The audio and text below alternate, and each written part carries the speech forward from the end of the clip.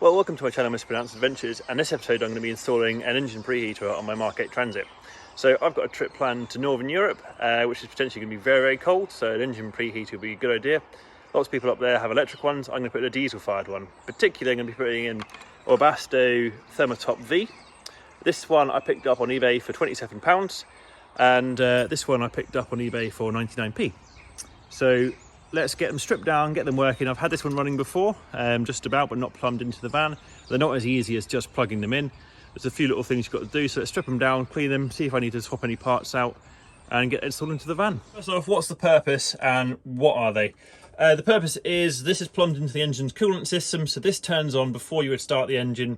It pumps the engine's coolant, which would be the ambient temperature, and if you're in minus 10 or 20, that's quite cold. That pumps the engine coolant through until it reaches 80 degrees, and by that time the engine will have warmed up. So when you start the engine is already at warm operating temperature as opposed to minus 20, and that just has a lot less stress on the engine. The colder you get, things like lubricants can become more and more viscous. In normal life, minus 5 and stuff in the UK, it's not really going to be an issue. I mean, you could have one of these and it would certainly make your engine a bit happier. But in colder countries, keeping the engine block warmer, definitely a good option. So I'd be able to turn this on probably like 5-10 minutes, 20 minutes, whatever, before I go, and the unit will turn itself on, heat up the engine to its desired temperature. When it reads the temperature of the coolant is 75 or 80 degrees, it then turn itself off again. They are hydronic heaters, so imagine them pretty much the same as your diesel air heater or the Chinese diesel heater, which I have in the van for my hot air. This effectively works in the same-ish way. And opposed to heating air, its exchange is heating water instead, or the coolant for the engine. Some people also install these in their camper vans for a hydronic heating system, which will heat the hot air in the van or even the hot water. I'm using it just particularly to heat my engine up.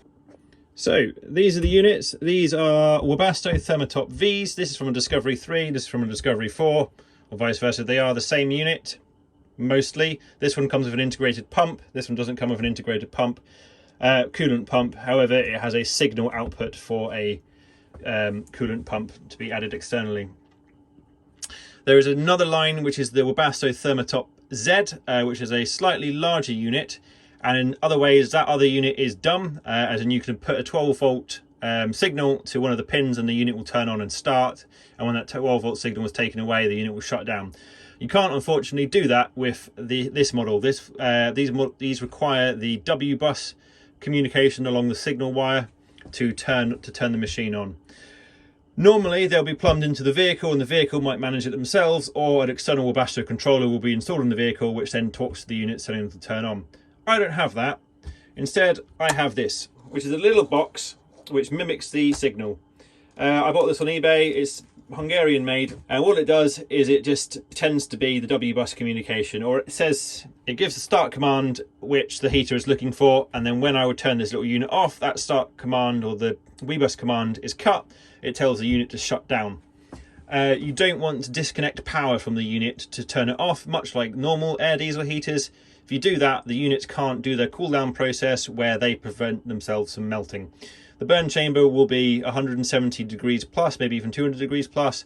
So when the units turn off, they do cool themselves down first.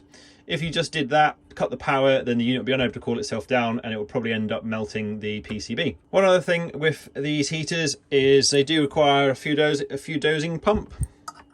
Like this. Anyone familiar with playing with Chinese diesel heaters will recognize this style of pump.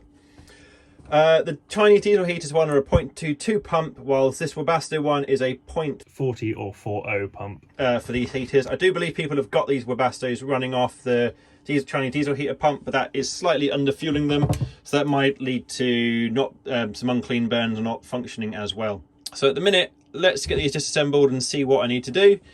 Currently on my parents' driveway because I'm visiting them, so I'm going to take these inside the house so I can sit down and disassemble them.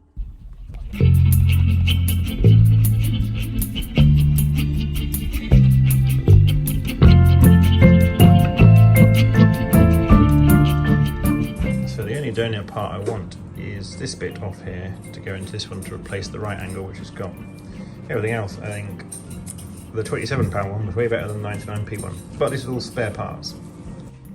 So this is the original plug which one of the heaters came with. The wires have been cut very short and it's been removed by the scrapyard, but I'm just going to reattach them and use the plug.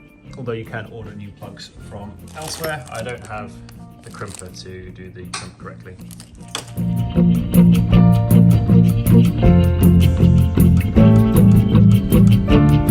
So for the communications plug, there are a number of wires, but there are actually only 2 wires or 2 pins which are important to us. Top left, which is pin 5, and that is the fuel dousing pump pin. That's the heater telling the fuel pump when to pump. And the second in bottom from the left, which is pin 2, or this wire, and that's the W-bus communications pin. So that is going to be connected to the W-bus adapter or controller, and that's going to talk to the heater to tell it to turn on and off. As many of these units, which are second-hand, come from scrapyards, the plugs are either cut too short, damaged, or non-existent. The website, which I'll post below, you can buy brand new plugs as well as pre-crimped wires, so you can just plug them in, which is what I'm going to be using on the heater I'm going to install. I bought whole new plugs and pre-crimped wires. Right, before we go any further, it's probably a good idea that we test that electrically it's working. So I've got my 12-volt power supply. Let's put it over here. I've just temporarily set it up like this. There's no fluid in it, so this is going to probably scream if it works, and there's no fuel.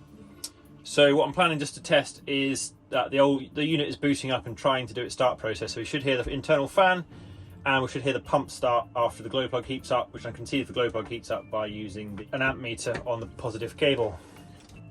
So mainly what I want to do is test this little unit, because I've not tested it before. Last time I got this unit up and working, I was using an old Webasto controller. Wango connectors effectively as a bus bar. So we need to wire one to the Webus. So blue is on my Webus pin and green is the Webus out from here. And orange is the pump, but we are going to have the pump wired in because we want to hear it ticking away. Purple is the pump out, but this one's already got the pump, so I don't think we don't need to plug this one in. And then orange is going to be the signal wire. And to do the signal wire, I would use a switch, but I don't currently have a switch to hand, so we will plug that into there. So this positive, the ignition wire, or the start plus, is just looking for a 12-volt signal. So what we'll do is we'll just have a Waco connector. Cool, so let's plug the actual device in. So let's plug the communications in. Let's put the power lead on, and pump wise. Right, so all being well, when I plug this into here, this should be the signal to turn on.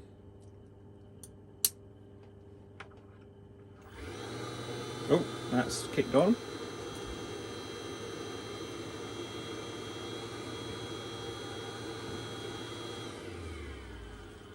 Fan's booted up. So the minute we've got the internal fan going, let's just see if we can get a amp reading. Something smells a bit burny. So the minute it's drawing 7 amps, oh, we can hear the pumps going.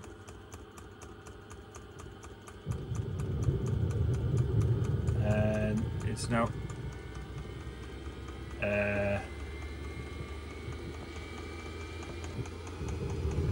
well, that's not good.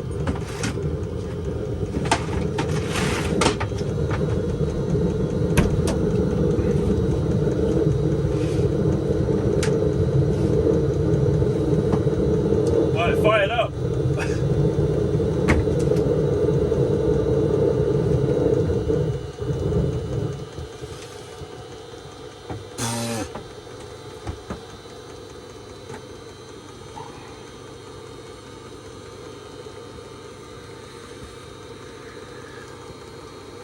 Right, we know it works.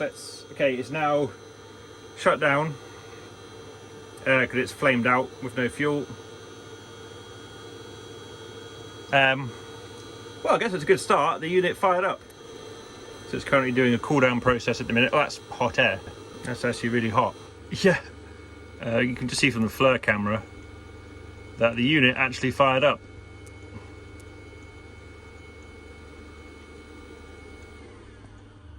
And that's it now shut down. So I'll test that the other one works. It appears so.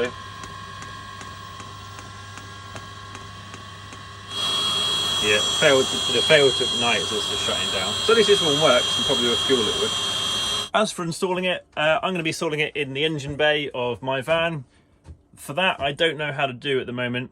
And then it's going to be controlled and run off my aux beam control panel, which sits up there. So I'll be able to just tap that, the button there, and the unit will turn on, heat up the engine and turn itself off when done. So I'm going to end this video here for a few reasons. I think from this point, we've got the heater up and running, and different people in different vans who might find this video helpful might go in different directions. So I'm going to be installing the heater or the good heater, as an engine preheater for my van. However, the other option is you could go down the leisure side and install it as a hydronic heater, which could be doing your hot water or your hot air heating, or even underfloor heating. So if you want to watch the next one, if you want to see how I'm integrating it into a Ford Transit or my van for an engine preheater, and probably will work for most other style of vans. And if I'm honest, I've got my 99p one, which works, spare. So whilst I don't plan to have it for leisure use, would it be interesting to anyone if I did a test bench showing how to sort of set one of these up to be a leisure system? Maybe just an example of how to do hot water with one of them, or how to do heating. If anyone finds that interesting, put it down in the comments below. I could do a video about that. If you want to see how I'm going to put it in as an engine preheater for my van for cold weather environments, check out part 2. But I hope you found it helpful. I'm going to put all the links in the description below so you can figure out where you get new plugs from, where you can get a Webasto controller from, either the Hungarian one I've got, other versions on eBay, or even if you're lucky you can get hold of an original Webasto one. So yeah, I hope this has been helpful. I hope if you've managed to find one of these on eBay and you've got it up and running, that's great. And yeah, leave a comment, subscribe, and I'll see you next time. Cheers, bye.